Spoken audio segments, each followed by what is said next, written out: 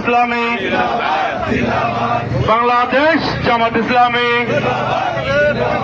আহলান সাহলান,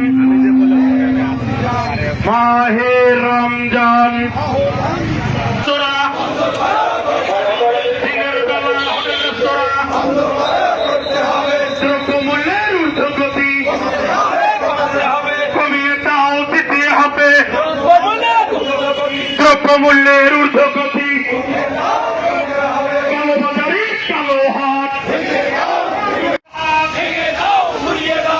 সিন্ডিকেটের কালো হাট,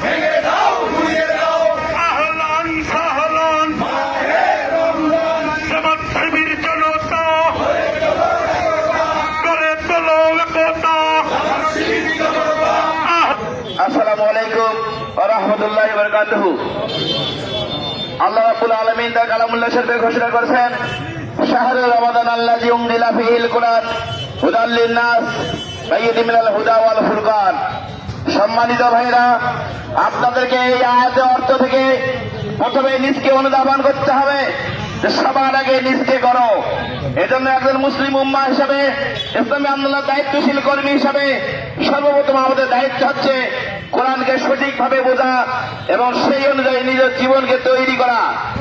এরপর আমরা যেটি বলতে চাই, আজকের এই র্যালির মাধ্যমে আমরা জানিয়ে দিলাম যে সামনে রমজান মাস, ওটা দুনিয়ার মুসলিম উম্মার জন্য সব থেকে একটি বড় অনুষ্ঠান।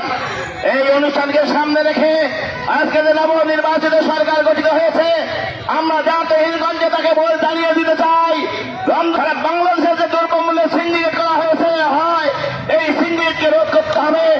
দ্রব্যমূল্য মানুষের ক্রয় ক্ষমতার মধ্যে রাখতে হবে।